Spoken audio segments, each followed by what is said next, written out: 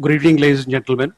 I welcome you to this briefing by Foreign Secretary Sri Vikram Misri on the ongoing developments regarding Operation Sindoor.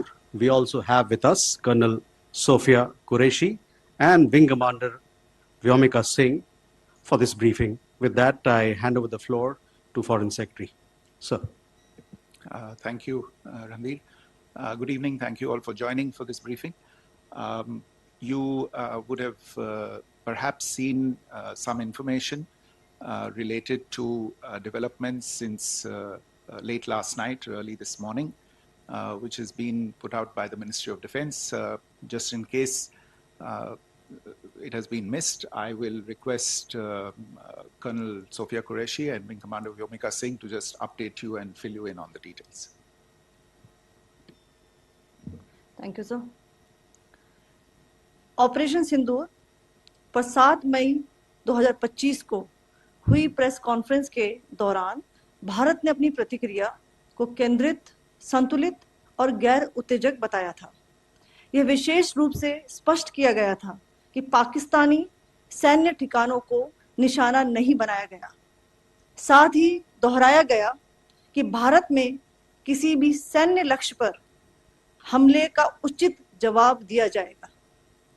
7 से 8 मई 2025 की रात को पाकिस्तान ने उत्तरी और पश्चिमी भारत में स्थित कई सैन्य ठिकानों को, जैसे कि अवंतीपुरा, श्रीनगर, जम्मू, पठानकोट, अमृतसर, कपूरथला, जालंधर, लुधियाना, आदमपुर, भटिंडा, चंडीगढ़, नाल, फलौदी, उत्तरलाई और भुज पर ड्रोन और मिसाइलों से हमला करने का प्रयास किया। इन हमलों को इंटीग्रेटेड काउंटर यूएस ग्रिड और वायु रक्षा प्रणालियों द्वारा निष्क्रिय कर दिया गया। इन हमलों का मलबा कई स्थानों से बरामद हुआ, जो कि पाकिस्तानी हमलों का प्रमाण है। On the night of 7th May 2025, Pakistan attempted to engage a number of military targets in northern and western India using drones and missiles. These places included Avantipura, Srinagar, Jammu, Pathankot, Amritsar, Kapurthala, Nal, Jalandhar, Ludhiana, Adampur, Bhatinda, Chandigarh, Falodi, Uttarlai, and Bhuj.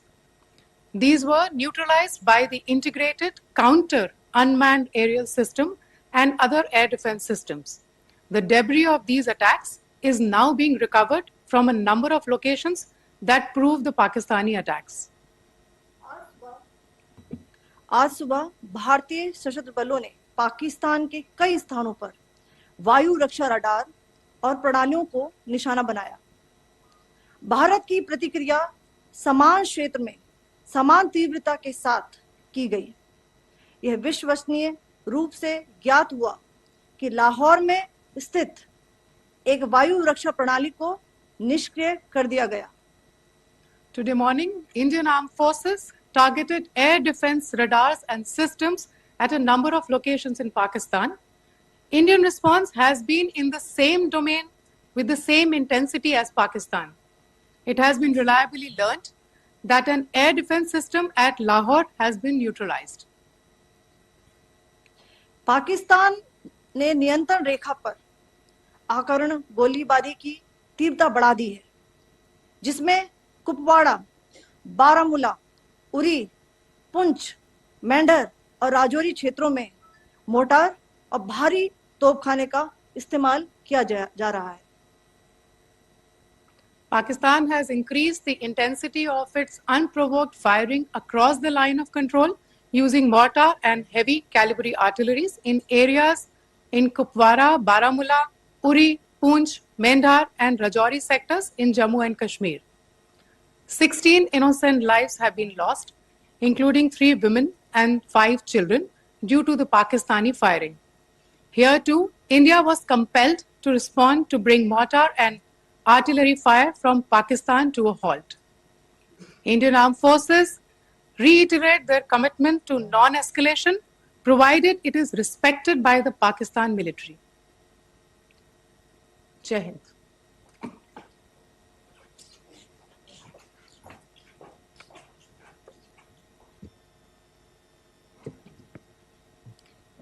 Thank you. Friends, this is, as I said, further to the briefing that was provided yesterday and some of the updates that have been just provided by Colonel Qureshi and Wing Commander Singh.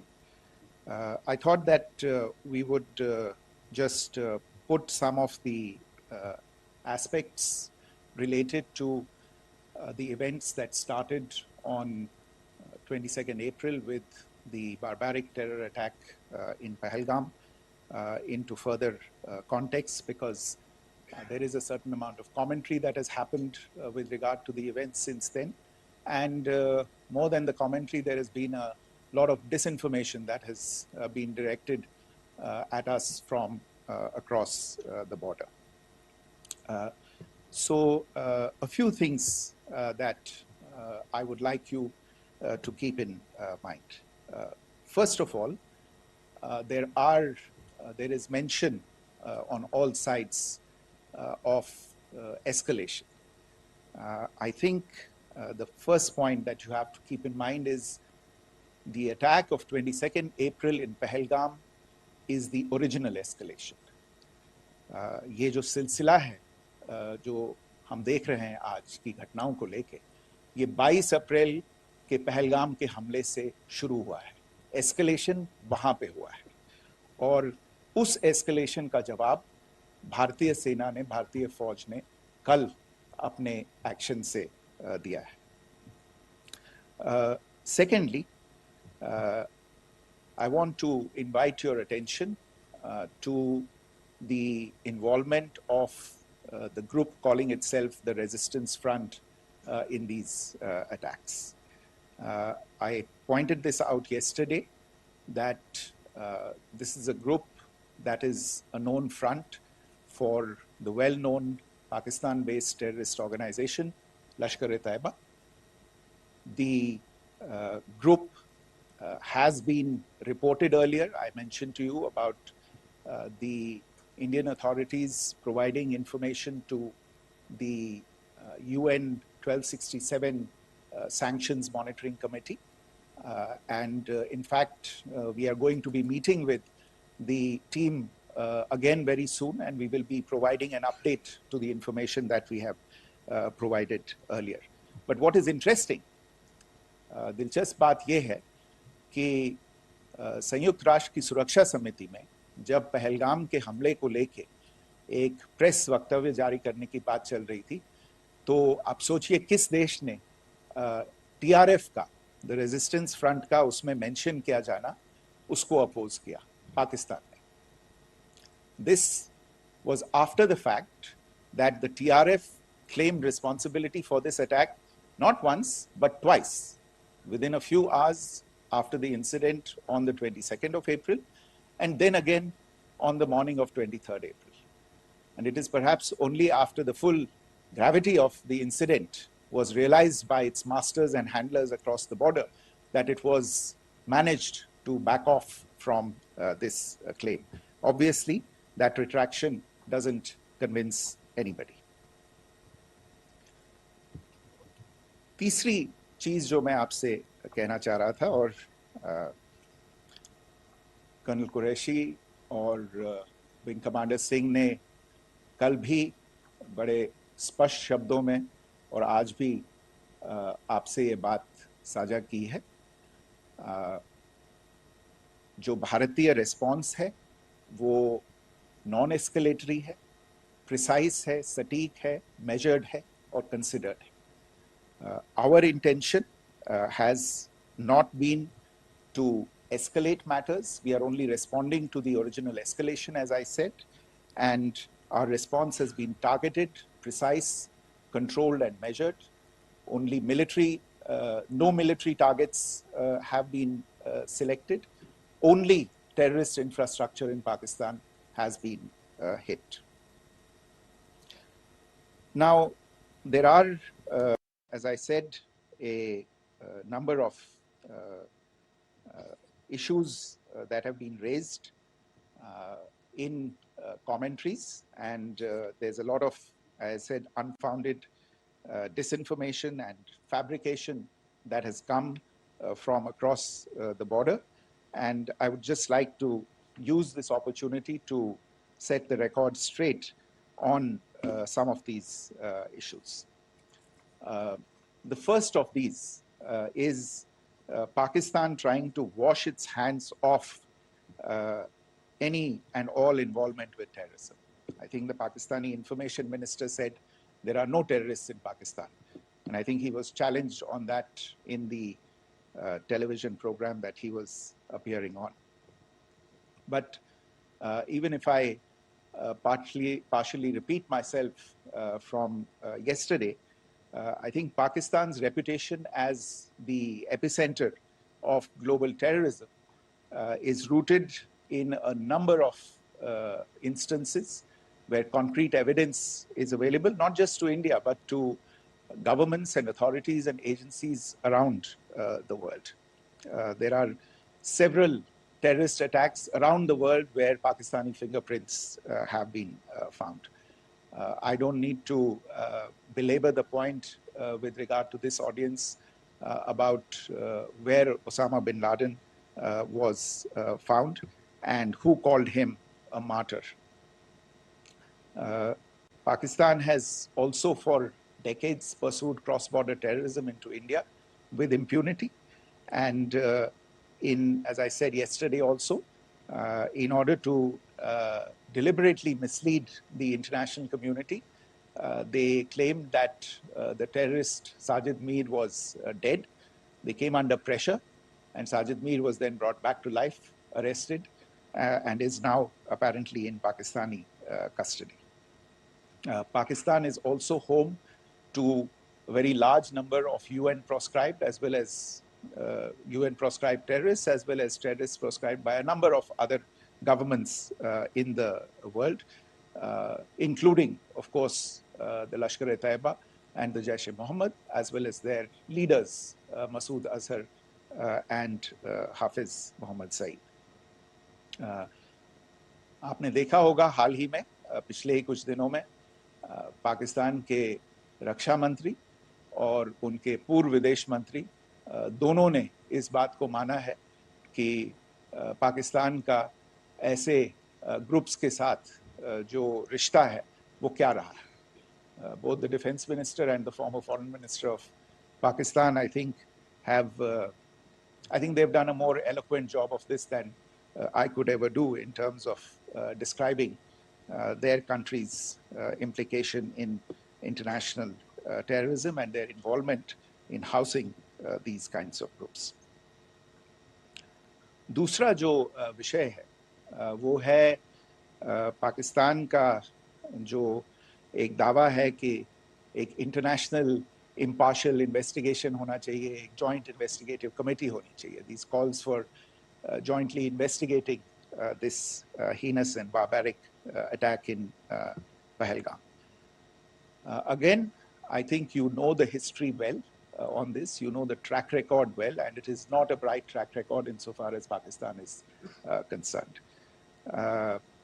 In fact, in the pursuit of justice for the victims of multiple terrorist attacks, whether it be Mumbai in 2008, in Pathankot in 2016, or many others.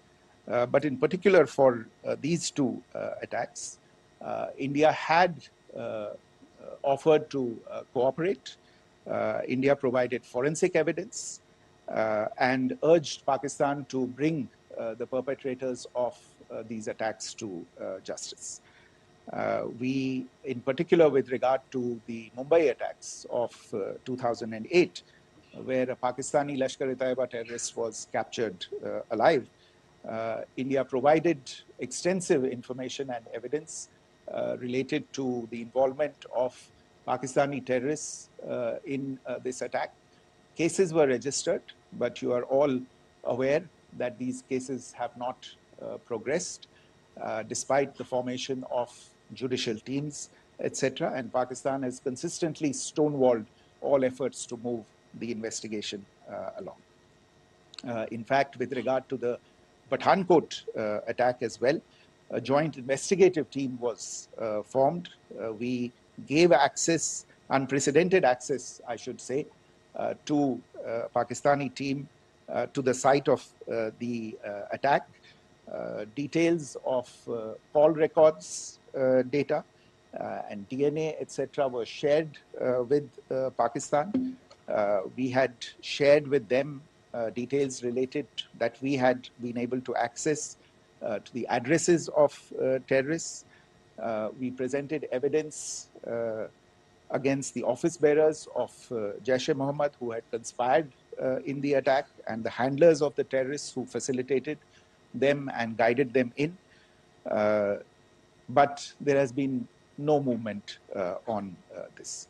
So in all of this, I think the experience has not been positive, and it certainly doesn't give us the confidence now to take at face value Pakistani assertions of wishing to participate in a joint investigation. These are just delaying tactics. These are just stonewalling tactics. And in fact, there is reason to believe that Pakistan uses the evidence that we provide only to cover its tracks and, in fact, defend the terrorists who we are looking for and obstruct the path of investigation. A third point that I wanted to address was the claim that only civilians were killed in the strikes on the 7th of May. We have made the point very clearly that all attacks on the morning of 7th May were against carefully selected terrorist infrastructure, terrorist targets. It is not clear to us, in fact, seeing some of the coverage of the after effects of these strikes, including the funerals for the terrorists that are held yesterday. I think a lot of you have seen the reports and the coverage on media. If only civilians, if any civilians were killed in these attacks, I wonder what message this picture actually sends to all of you. This is a question that is worth asking. It's also odd that the funerals of civilians are carried out with the coffins being draped in Pakistani flags and state honors being accorded. As far as we are concerned, the individuals eliminated at these facilities were terrorists.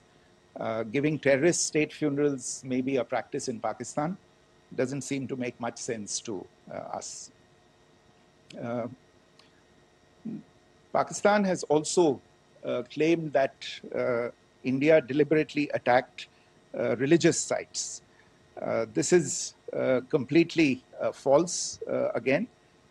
I have made it clear that the targets were terrorist infrastructure, terrorist facilities, and locations connected clearly with incidents of cross-border terrorism into India. And it is in fact Pakistan that is misusing religious sites as a cover to in fact radicalize, direct, and indoctrinate and train terrorists. In fact, contrary to what Pakistan is claiming, yesterday Pakistan launched a targeted attack on the Sikh community in the state of Jammu and Kashmir, hitting Gurdwara in Poonch and the homes of Sikh community members, which came under attack. And we know that at least 3 individuals were killed in that particular attack. Pakistan is also making attempts to, in fact, just to add to this point, the retaliatory action that Pakistan has taken in fact is impacting civilians. I showed you the picture of the Gurdwara and the Sikh community members who were killed in this. There are other civilians also who've been killed and injured in these attacks. In fact, since yesterday morning, a total of 16 civilians have been killed and 59 others have been injured in the attacks by Pakistan. Not only this, Pakistan is also making attempts as part of its disinformation campaign to paint our action with regard to cross-border terrorism through the communal angle.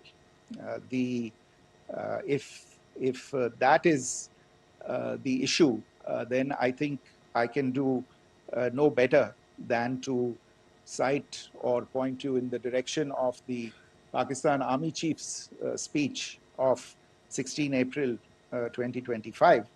I think that is the last word in communal rhetoric. And in the Pahalgam attack itself, you are aware of the kind of religious profiling that was done there. And perhaps there is a linkage between these two events. I can only say that these nefarious designs will not be allowed to succeed in India. And it is to be noted that people from all faiths, all religions, all regions in India have unequivocally, not just in India, but around the world, have condemned these attacks. The Pakistani claims of now responding to India's strikes of the 7th of May. As I said right at the outset, it is India which is responding. The original escalation was by Pakistan on the 22nd of April. We are the ones who are responding to that escalation with the action that was taken yesterday morning. And again, I would like to emphasize that the action was restrained. It was directed towards non-civilian, non-military targets and confined to terrorist camps. And again, as we have been saying since yesterday, any further action by Pakistan, some of which we are seeing today, is nothing but escalation by Pakistan now, once again, and will be responded to and is being responded to appropriately. One point that I wanted to also address was the allegations to the targeting of a dam, the Neelam Jhelum project in Pakistan-occupied Kashmir. I want to say that this is an absolute and complete fabrication and a blatant lie. India has targeted only and only terrorist infrastructure, and the details of that, that terrorist infrastructure, together with the locations, were shared with you yesterday by Colonel Qureshi and Wing Commander Singh. I should note that if this kind of a claim is a pretext for targeting Indian infrastructure of a similar nature, Pakistan will be entirely responsible for the consequences that will undoubtedly follow. Finally, I want to address some issues that have been raised related to the Indus Waters Treaty and the disinformation that has been raised in regard to that as well. The fact is that there have been fundamental changes in the circumstances in which the Indus Waters Treaty was concluded, and they call for a reassessment of the obligations under the treaty. Over the last year and a half to 2 years, India has been in communication with the government of Pakistan. We've sent several notices to them requesting for negotiations to discuss modification of the treaty.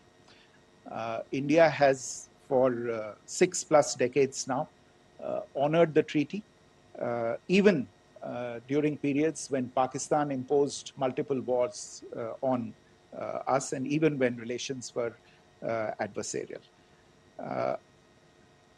Pakistan is the one that has been acting in violation of the treaty, deliberately creating legal roadblocks in India exercising its legitimate rights on the western rivers.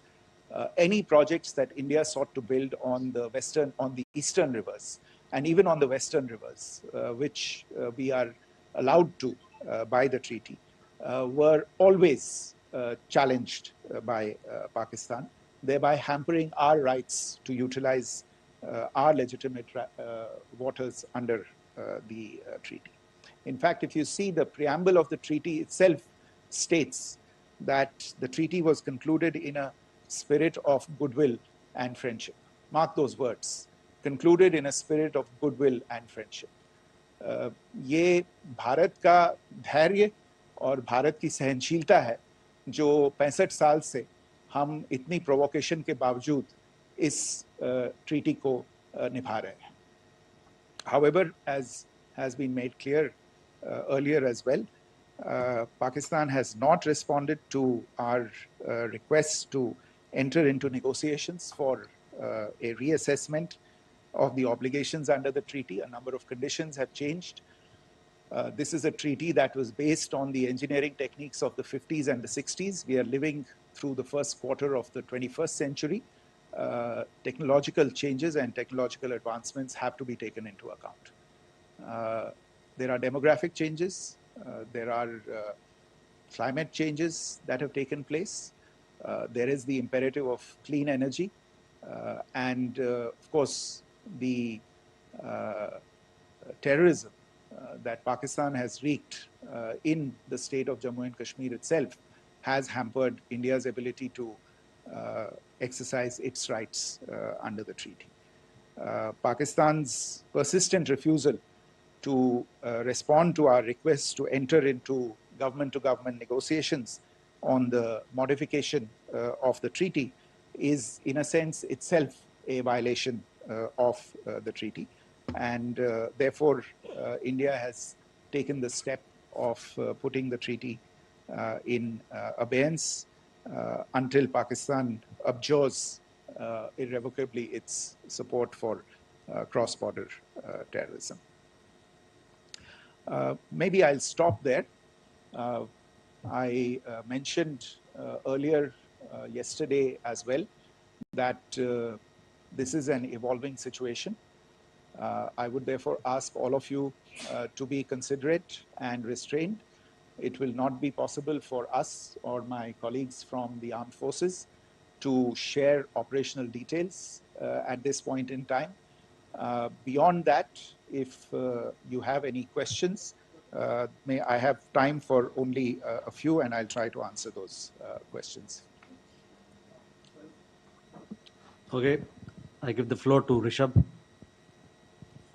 On Secretary, good evening. This is Rishabh from Times Now. I just wanted to understand, as per the press release that has been released earlier today, it says that we have successfully hit at the air defense of Lahore. Does it give our forces a better chances if in case of further escalation? And are there other air defense places as well at strategic location that were targeted? Rishabh, you are violating the first rule that I set out at the end of my remarks. The press release that has been issued by the Ministry of Defense today speaks for itself. It is related to operational matters. It's been released by the Ministry of Defense. As more information becomes available, it will be released at the appropriate time. Once again, please don't go into operational details at this point in time, because this is a constantly evolving situation. Yeah, go ahead.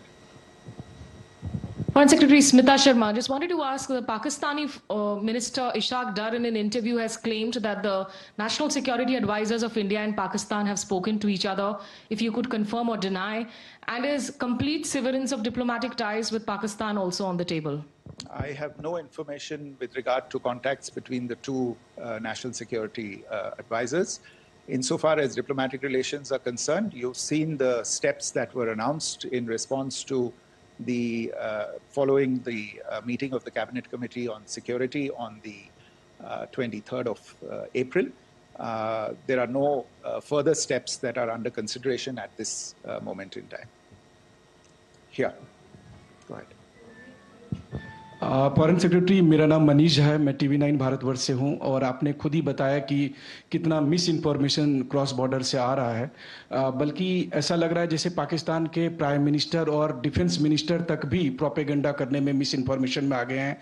वो कई बार तो ये तक दावा करते हैं कि हम 3 राफेल हमने गिरा दिया, इतने हमने मिग गिरा दिए, और जब उनसे पूछा जाता है तो वो कहते हैं कि सोशल मीडिया में हमने ये सब चीज़ें देखी थी। तो अगर आधिकारिक तौर पर अगर आप कुछ कह सकें इस पर, ताकि उन्हें भी समझ में आए कि इस तरह के प्रोपेगेंडा नहीं चलने वाला है। देखिए, जब सही समय होगा तो आधिकारिक तौर पे इसके बारे में सूचना दी जाएगी, लेकिन जो आपका प्रश्न है कि प्रधानमंत्री और उप प्रधानमंत्री और विदेश मंत्री, उनके रक्षा मंत्री इस तरह की बातें कर रहे हैं, तो इसमें अचरज की कोई बात नहीं है। आखिरकार ये एक देश है जिसने अपना इसका जन्म लेते ही झूठ शुरू हो गया था। 1947 में जब पाकिस्तानी फौज ने जम्मू कश्मीर पे दावा बोला, तो उन्होंने किसी ऐसे वैसे व्यक्ति से नहीं, संयुक्त राष्ट्र से झूठ बोला कि हमारा कोई लेना देना नहीं है इससे, ये लोग जो गए हैं वो तो कबायली हैं। वो तो जब हमारी फौज वहां पे पहुंची और UN के लोग, संयुक्त राष्ट्र के लोग खुद वहां पे पहुंचे, उन्होंने देखा कि वहां तो पाकिस्तानी फौज घुसपैठ करके आ गई है, उसके बाद पाकिस्तान को मुंह की देखनी पड़ी और उनको मानना पड़ा कि हाँ, उनकी फौज वहां पे कुछ समय से पड़ी हुई है। तो ये जो यात्रा है एक तरह से 75 साल पहले शुरू हो चुकी है। तो I am not surprised that this kind of disinformation is being indulged in. Yeah, Siddhant. So Siddhant from Beyond. Sir, we have seen a lot of negative comments coming from the Pakistani military of escalation. If tomorrow there is an escalation, there are strikes, we know one attempt has been thwarted, what will be the Indian response to those attempts of creating more escalation? Because it is looking like it's going towards more escalation. And my second question is, are any other world powers, essentially the P5 countries, the West Asian countries, reaching out to de-escalate the current situation? Look, on escalation, we've already made our stance clear. I mean, there are 2 basic points. First of all, it is Pakistan that escalated on the 22nd of April. We are only responding to that escalation. And then what we have said yesterday and what my colleagues have said today, that now if there is an attempt at further escalation by Pakistan, it will be responded to in an appropriate domain. And therefore, the choice is entirely that of Pakistan to make. As to your second question, I don't think I can do better than to point you in the direction of the statements that are being made from practically every chancellery in the world and the sentiment that they are carrying.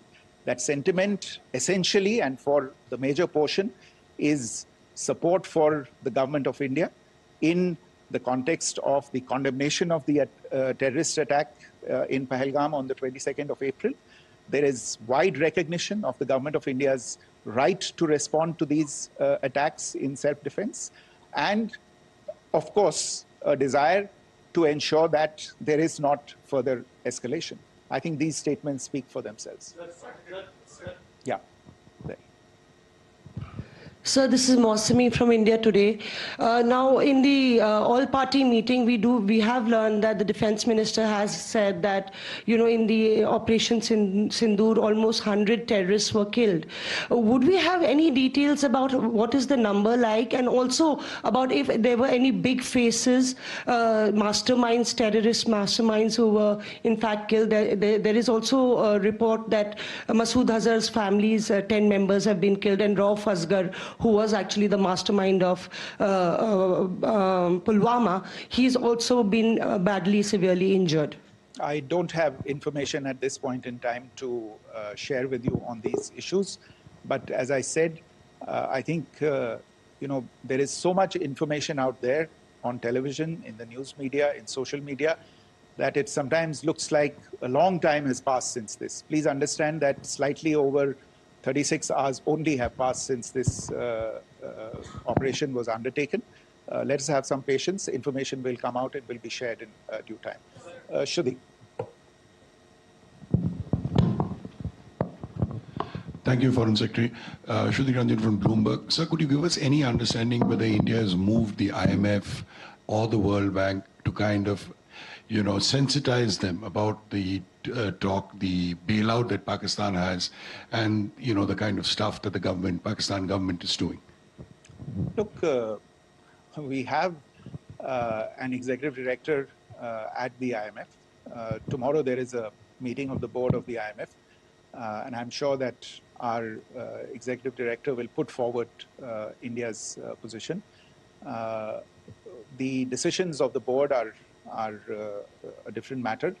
You know the process through which they are made. But I think the case with regard to Pakistan should be self-evident to those people who generously open their pockets to bail out this country. And since you are from Bloomberg, I think you would have the data on how many IMF bailout programs have been, very good, thank you, have been sanctioned in the space of the last 3 decades. And I think you would also have an idea of how many of those programs have actually reached successful conclusion. Probably not many. So I think this is a decision that board members have to take by looking deep within themselves and looking at the facts. So we can, one last question, sir. Yeah. One last question. Foreign Secretary, I'm Siddhant from CNN News 18. I would like to know, since it's an opportunity to speak to you, I would like to know the response coming from United States since last 3 weeks. Saudi Arabia, Qatar. In fact, Prime Minister Modi spoke to Qatar before the strikes that evening. Perhaps how do you read the support coming from these countries? Perhaps traditionally they were seen on the other side. This time around, their statements are strong worded. In fact, India-Saudi joint statement also had a very strong condemnation, strong worded condemnation. United States at all levels have condemned the attack and have extended support.